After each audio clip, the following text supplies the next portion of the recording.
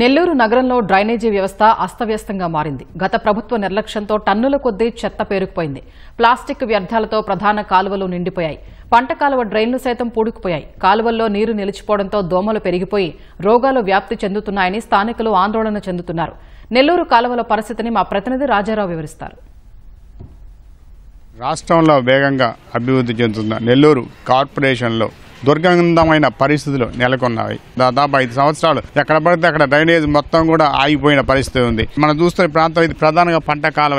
ఈ పంట కాలువ దాదాపు 15 కిలోమీటర్లు ఉంటుంది. ఈ 15 కిలోమీటర్లు మొత్తం కూడా పూడిక దాదాపు 4-5 మీటర్ల లోతులో ఈ పూడిక ఉన్నాయి. ప్లాస్టిక్ వ్యర్థాలతో కూడా అంతా కూడా కాలువలు మూసుకుపోయినవి. పంట కాలువలు మెరుగుపరచడంలో చర్యలు తీసుకోవడం శ్రద్ధ లేకపోవడంతో ఈ కాలువ 15 కిలోమీటర్లు మొత్తం కూడా పూడిపోయి వ్యర్థాలతో ప్లాస్టిక్ వ్యర్థాలతో ఉన్నాయి. చుట్టుపక్కల ఉండే మాంసం దుకాణాలన్నీ కూడా దాదాపు 100కు పైగా ఉన్నాయి. వీరందరూ కూడా వ్యర్థాలను ఇక్కడే వేయటం అనేది జరుగుతుంది. కొందరు స్థానికులు కూడా వాడి ఇళ్లలో ఉండే చెదారాన్ని కూడా డ్రైనేజీ వ్యవస్థలో కలిపేయడంతో ఇవి దుర్గంధంగా మారాయి. 54 డివిజన్లు ఉన్నాయి. 54 డివిజన్లలో మొత్తం కూడా డ్రైనేజ్ అంతా కూడా ఈ పెద్ద పంట కాలంలోకి వదిలేశారు. 3 ప్రధానమైన మనకు రహదారులు ఉన్నాయి. ఇవి మినీ బైపాస్తో పాటు పొదలకూరు రోడ్డు, ఈ ప్రాంతం అంతా కూడా కలెక్టరేట్ ప్రాంతం కానీ కోటమిట్ట, మన్సూర్ నగర్ ఈ ప్రాంతాలలో కూడా డ్రైనేజ్ వ్యవస్థ పూర్తిగా అస్తవ్యస్తంగా మారిపోయి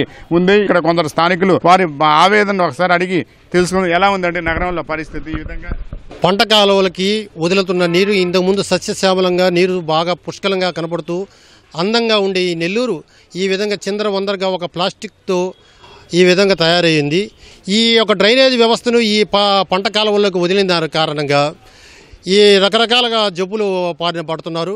మనం రాష్ట్ర విభజన జరిగిన తర్వాత తెలుగుదేశం పార్టీ అధికారంలోకి వచ్చిన తర్వాత మంచి వరదలు వచ్చిన తర్వాత ఆ రోజు మన రాష్ట్ర ముఖ్యమంత్రి చంద్రబాబు నాయుడు గారు, మంత్రి గారు నారాయణ గారు వచ్చి ఈ హుటాహుటిన ఇక్కడ ఒక కాలువలన్నింటినీ పూడికలన్నీ తీపిచ్చి ఈ కాలువల మీద ఎటువంటి అక్రమ కట్టడాలు కట్టారో అటువంటి వాటిని అన్నింటినీ తొలగించాలని హుటాహుటిన అన్ని జీవో పాస్ చేయాలని రకరకాలుగా ప్రయత్నించారు.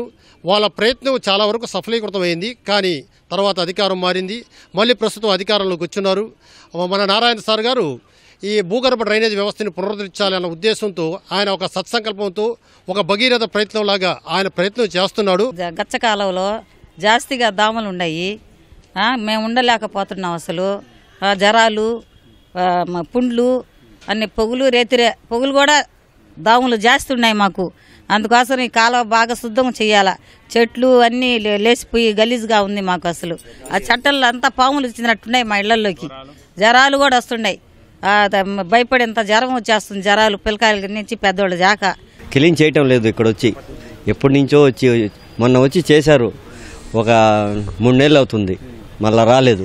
జ్వరాలు అన్నీ వచ్చేస్తున్నాయి పిల్లకాయలకి, పెద్దవాళ్ళకి, అందరికీ. నెల్లూరు కార్పొరేషన్ అధికారులు మంత్రి నారాయణ ప్రత్యేక శ్రద్ధతో ఈ కార్పొరేషన్ శుభ్రం చేసే ఏర్పాట్లు అనేవి చేస్తున్నారు. ప్రత్యేక డ్రైవ్ కూడా నిర్వహిస్తున్నప్పుడు కూడా సహజంగానే పరిస్థితి అనేది ఉంది. ఆ నెల్లూరు డైకాస్ట్ రోడ్ నుంచి కెమెరామాన్ సూర్యప్రకాష్తో రాజారావు, ఈటీవీ న్యూస్.